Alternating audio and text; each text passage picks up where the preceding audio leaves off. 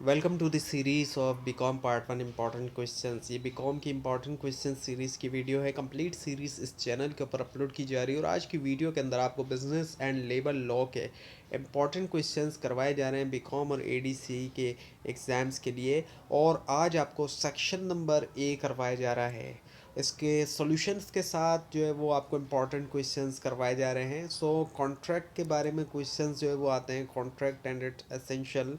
Contract को जो है वो डिफ़ाइन किया गया है जो सेक्शन 2H है कॉन्ट्रैक्ट एक्ट 1872 का। उसके मुताबिक अगर हम देखें an agreement enforceable by law. Contract एक ऐसा एग्रीमेंट होता है जो एनफोर्सेबल बाय लॉ होता है, उसी को हम जो है वो कॉन्ट्रैक्ट कहते हैं। तमाम एग्रीमेंट कॉन्ट्रैक्ट नहीं होते बल्कि वही एग्रीमेंट कॉन्ट्रैक्ट होता है जो एनफोर्सेबल बाय लॉ होता है।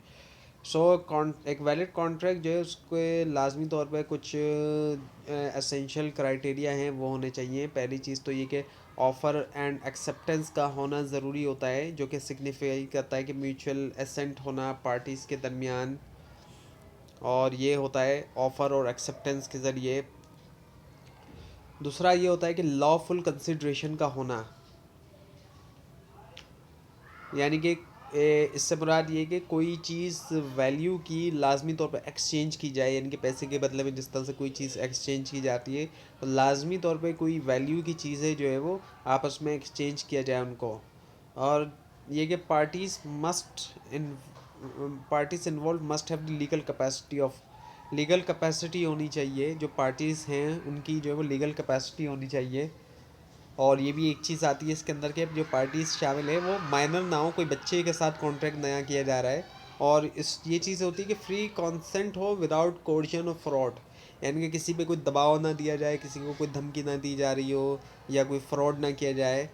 और तो ऐसी चीज़ें होंगी इन, यानी कि कोर्शन नहीं है, दबाव नहीं है, ना कोई फ्रॉड है, तो फिर ऐसे सिचुएशन में फिर वो उसको वैलिड कंसिडर किया जाएगा।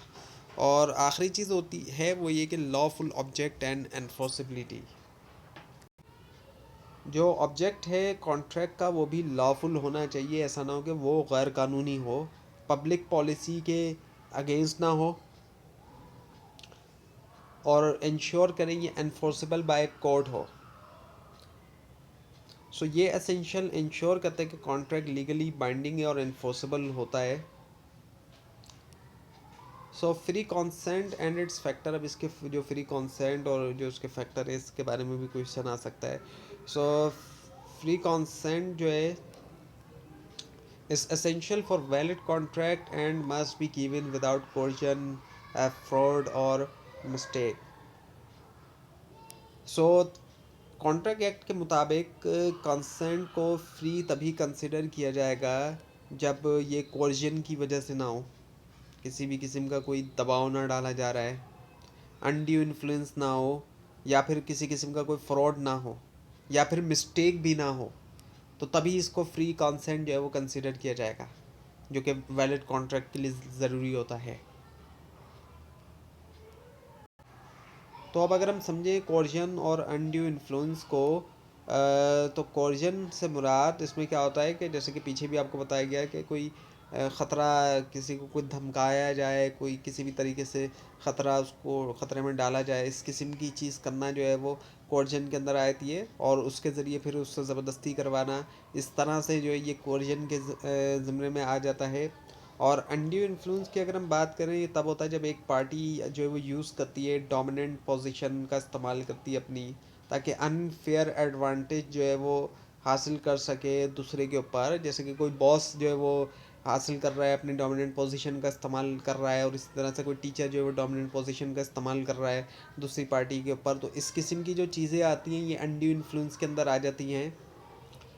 और फ्रॉड एंड मिसरिप्रेजेंटेशन की हम बात करें तो फ्रॉड क्या है? इंटेंशनल डिसेप्शन, जानबूझ के डिसेप्ट क्या हो उसको जो है वो हम फ्रॉड कहते हैं। और मिसरिप्रेजेंटेशन एक ऐसी चीज़ होती है जो कि फॉल्स इन्फो होती है लेकिन इंटेंट नहीं होती, लेकिन ये भी ऑब्वियसली बात है असर कर रही होती है डिसीजन को। मिस्टेक इन कॉन्सेंट की हम बात करें तो मिस्टेक के अंदर एरनस बिलीफ होते हैं, यानी कि जो कि जिसमें गलती होती है। और वो किसके बारे में होते हैं? एसेंशियल फैक्ट्स के बारे में, जो ज़रूरी फैक्ट्स होते हैं, और ये इम्पैक्ट करते हैं जो कंटेंट की वैलिडिटी होती है। Now the capacities of parties to contract.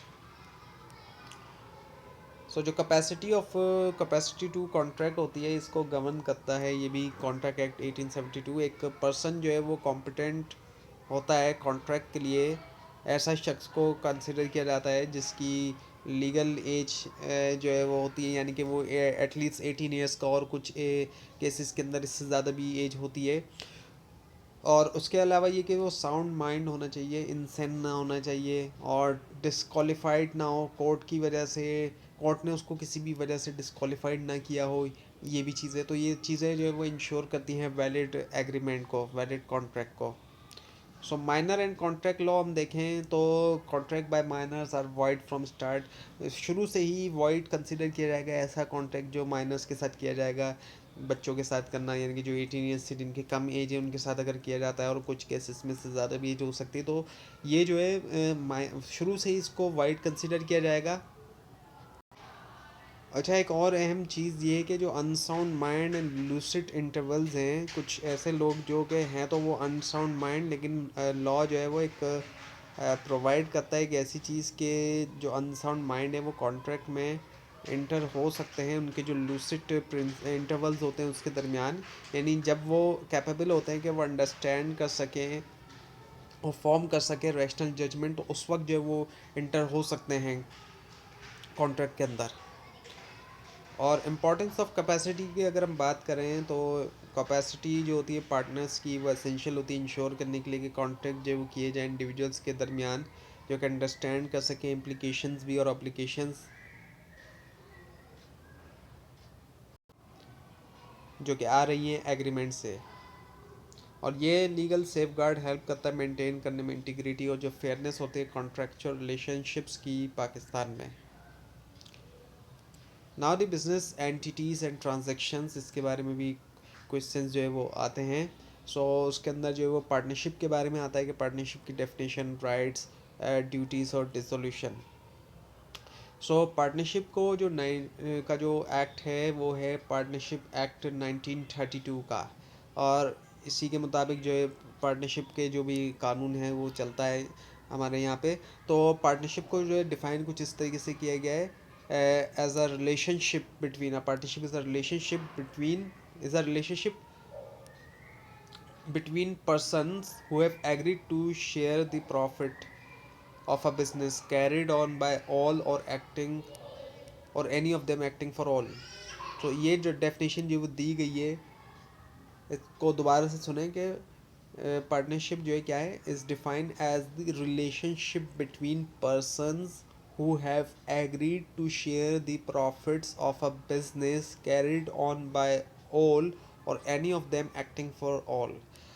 Partnership जो है एक से ज़्यादा लोगों के दरमियान बिजनेस होता है, तो ऐसे लोग होते हैं, ऐसे पर्सनस है, पर्सनस का वर्ड यहाँ पर यूज़ किया गया है जो डेफिनेशन दी गई है हमें कि, और वो एग्री होते हैं कि शेयर करेंगे प्रॉफिट जो है बिज़नेस का, और उनको चला सब के सब मिलके भी चला सकते हैं, या कि कोई एक भी चलाएगा जो कि बाकियों के बिहाफ पे चला रहा है, यानी कि जो पार्टनर है वो। और पार्टनर्स की राइट्स होते हैं, ड्यूटीज़ भी होती हैं। तो राइट्स की अगर हम बात करें तो पार्टनर्स के पास राइट है कि वो पार्टिसिपेट करें बिज़नेस के अंदर, जो बिज़नेस चला रहे हैं उसके अंदर वो पार्टिसिपेट करें, जो एक्सेस हैं अकाउंट्स का, यानी जो अब अकाउंट्स के अंदर जितनी भी डेटा है, फाइनेंशियल जो डेटा है, जो फाइनेंशियल स्टेटमेंट्स वगैरह भी आ जाते हैं, तो इन तमाम तक उसका एक्सेस होना चाहिए जितने भी पार्टनर्स हैं उनका, और शेयर हो करें प्रॉफिट फेयरली तौर पे जितना भी हिस्सा बनता है वो। और ड्यूटीज़ की हम बात करें, ड्यूटीज़ भी होती हैं, partners must act in good faith, अच्छी तरीके से एक्ट करें और ईमानदारी के साथ करें, अकाउंटेबल हों, ज़ाहिर बात है जो भी उन पर रिस्पॉन्सिबिलिटी है उसके लिए अकाउंटेबल हैं, और कॉन्फ्लिक्ट ऑफ इंटरेस्ट को अवॉइड ही करें तो बेहतर है। और डिसोल्यूशन प्रोसेस की तरफ अगर हम बात करेंगे, इसको डिज़ोल्व कैसे किया है, सॉरी। इसमें जो है वो क्या होता है कि पार्टनरशिप जो है उसको डिज़ोल्व किया जाता है एग्रीमेंट के ज़रिए, या तो आपस में एग्रीमेंट साइन कर लिया, कोई नोटिस इशू किया गया, इंसॉल्वेंसी हो गई, और या फिर कोर्ट भी ऑर्डर दे सकता है कि लिक्विडेट कर दिया जाए। लॉ इंश्योर करता है कि पार्टनरशिप जो है वो ऑपरेट हो ट्रांसपेरेंटली और इक्विटेबली, प्रोटेक्ट किया जाए इंटरेस्ट जो है तमाम पार्टनर्स जो कि इन्वॉल्व हैं। Now the sale of goods, condition, warranty and prices. Sale of good act 1930 का जो है ये जो रेगुलेट करता है सेल ऑफ गुड को, और डिफ़ाइन किया जाता है कॉन्ट्रैक्ट ऑफ सेल को कुछ इस तरीके से कि एज एन एग्रीमेंट वेयर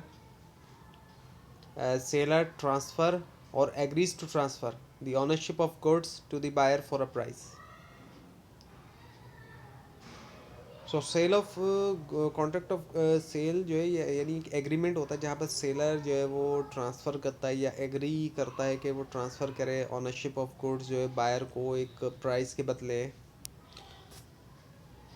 और कंडीशंस ऑफ वारंटी जो एक की कंपोनेंट होती है इस तरह के कॉन्ट्रैक्ट के अंदर। कंडीशन की अगर हम बात करें, ये स्टिपुलेशन एसेंशियल होती है मेन पर्पस के लिए कॉन्ट्रैक्ट के, और ब्रीच ऑफ कंडीशन अलाउ करता है बायर को कि वो ख़त्म कर सकता है कॉन्ट्रैक्ट को। और वारंटी की हम बात करें, ये स्टिपुलेशन कोलेट्रल होता है मेन पर्पस के लिए, और ब्रीच जो है वो उससे क्या होगा कि बायर क्लेम कर सकता है डैमेजेस। और प्राइस और ओनरशिप ट्रांसफ़र होता है, प्राइस के ऊपर लाजमी तौर पर दोनों ने एग्री होना होता है। और मॉनेटरी कंपनसेशन होता है, पैसे होते हैं ज़ाहिर बात है जो कि दिए जाएंगे। और ओनरशिप जो है क्या होता है कि ट्रांसफ़र हो जाती है एक प्रोडक्ट एक के नाम से दूसरे के नाम तक। सो एजेंसी की हम बात करें, जो एजेंसी है पाकिस्तान के अंदर उसको गवर्न किया जाता है कॉन्ट्रैक्ट एक्ट 1872 के ज़रिए। और एजेंसी है क्या है, an agency exist relationship exist when one person agent is authorised to act on behalf of another the principal. जब एक शख्स जो है वो जो कि एजेंट होता है वो ऑथराइज होता है कि वो एक्ट करता है बिहाफ के ऊपर दूसरे शख्स के प्रिंसिपल पे, यानी कि प्रिंसिपल के बिहाफ पे एजेंट काम कर रहा होता है। एजेंट जो होता है वो प्रिंसिपल के बिहाफ पे, अब जैसे आप स्टेट एजेंट के पास जाते हैं उससे घर सेल करवाने के लिए, या किसी भी और गाड़ियों का जो एजेंट होता है बिकवाने वाला, वो जो एजेंट है उस जो शख्स की जिसकी वो गाड़ी बेच रहा है या घर बेच रहा है वो प्रिंसिपल होगा। तो जो पार्टी है वो असल में प्रिंसिपल होती है, जो कहता है कि वो जो पार्टी है वो इतनी डिमांड कर रही है, ये डिमांड कर रही है, वो असल में प्रिंसिपल है जो पार्टी है। इसको आप इस तरह भी याद रख सकते हैं कि पी से प्रिंसिपल, पी से पार्टी, और वो एजेंट है। एजेंट काम कर रहा है किसके लिए, प्रिंसिपल के लिए काम कर रहा होता है। सो एजेंसीज़ को क्रिएट किया जाता है एग्रीमेंट्स के ज़रिए, और इसमें कंडक्ट शामिल होता है, नेसेसिटी या रेटिफिकेशन भी होती है। और एजेंसी में एक क्लियर एग्रीमेंट होता है जहाँ पे एम्प्लॉयड एजेंसी आती है कंडक्ट ऑफ पार्टी से। एजेंसी जो है बाय नेसेसिटी होती है एमरजेंसीज में, जहाँ पे एजेंट को लाजमी तौर पर एक्ट करना चाहिए प्रोटेक्ट करने के लिए प्रिंसिपल इंटरेस्ट को। ना the financial instrument and transport. अब अगर हम फाइनेंशियल इंस्ट्रूमेंट और ट्रांसपोर्ट्स की बात करें, क्योंकि ये भी आते हैं, डिफरेंट फाइनेंशियल इंस्ट्रूमेंट होते हैं जैसे नेगोशिएबल इंस्ट्रूमेंट्स जो हैं जिसको नेगोशिएबल इंस्ट्रूमेंट एक्ट 1881 जो है गवर्न करता है। और इन इंस्ट्रूमेंट्स के अंदर अगर हम देखें तो चेक्स है, बिल्स ऑफ एक्सचेंज है, प्रोमिजरी नोट आते हैं। चेक्स की अगर हम बात करें, चेक क्या होता है, एक बिल ऑफ एक्सचेंज होता है जो कि बैंकर के पास जो है देखते हैं आप बैंक में दिया जाता है, और पेएबल ऑन डिमांड होता है, ड्रॉ किया जाता है इसको बैंकर के पास, और जो है ये पेएबल ऑन डिमांड होता है, डिमांड के ऊपर, यानी कि ऑन दी डिमांड। आप देखते हैं कि चेक की वजह से क्या होता है कि फ़ौरन जैसे ही चेक प्रेजेंट किया जाता है काउंटर के ऊपर, फ़ौरन जो है वो कैश जो है वो दे दिया जाता है। और साइन इसको करता है ड्रॉअर फाइनेंशियल ट्रांजैक्शन के लिए। और बिल ऑफ एक्सचेंज की हम बात करें, एक अनकंडीशनल ऑर्डर होता है, एक पर्सन जो है दूसरे को करता है ताकि पे करे सर्टेन सम जो है पैसे का थर्ड पार्टी को। और इसमें तीन पार्टियाँ होती हैं, ड्रॉअर, ड्रॉई और जो पेई होता है वो। प्रोमिजरी नोट की हम बात करें, एक अनकंडीशनल प्रॉमिस होता है जो कि एक शख्स करता है कि पे करे सर्टेन सम दूसरे को, और इसमें दो पार्टीज होती हैं, मेकर और पेई जो है। ये इंस्ट्रूमेंट फैसिलिटेट करते हैं ट्रेड एंड कॉमर्स, प्रोवाइड करते हुए सिक्योर और ट्रांसफरेबल मींस ऑफ पेमेंट। और ये लॉ जो है आउटलाइन करता है रिक्वायरमेंट जो है वैलिडिटी के लिए, एंडोर्समेंट के लिए, और जो लाइबिलिटी होती है ताकि सिक्योर किया जाए trade payments. So now the charter party, common career guarantee और सेफ्टी। चार्टर पार्टी जो है एक कॉन्ट्रैक्ट होता है हायर करने के लिए एक शिप जो है,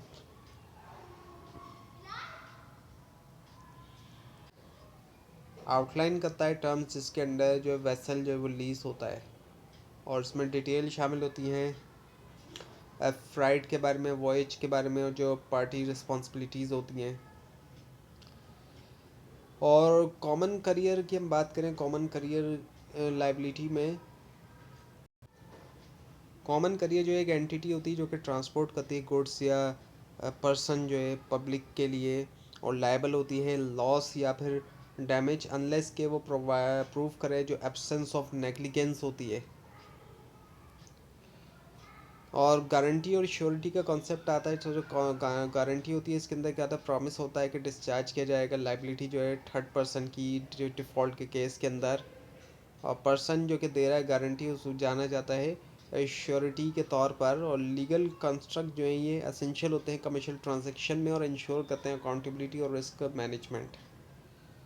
now the legal doctrine and remedies, इनके इसके बारे में भी क्वेश्चंस आते हैं, जिसके अंदर कोजाई कॉन्ट्रैक्ट हो गया, अनड्यू इन्फ्लुएंस, कॉर्जन और फ्रॉड हो गया। ये इनमें से कुछ चीज़ें पीछे भी आ चुकी हैं।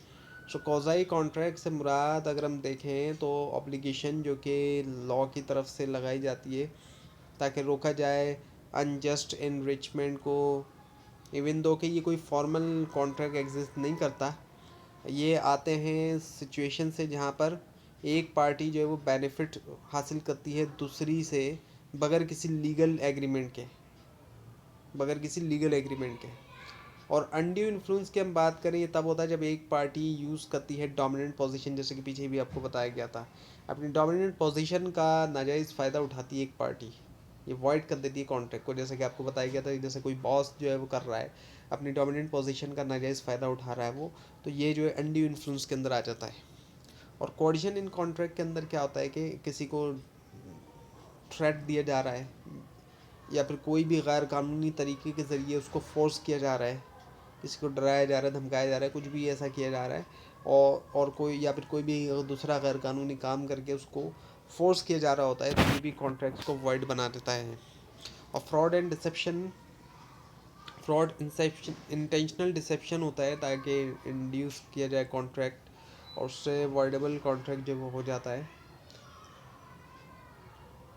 सो ये डॉक्ट्राइन क्रूशल होती है इंश्योर करने में फेयरनेस और जस्टिस जो है कॉन्ट्रेक्चुअल रिलेशनशिप, और लॉ प्रोवाइड करता है रेमेडीज़ जैसे कि डैमेजेस हो गए, रेस्टिट्यूशंस हो गए, ताकि प्रोटेक्ट किया जाए ग्रीफ पार्टी।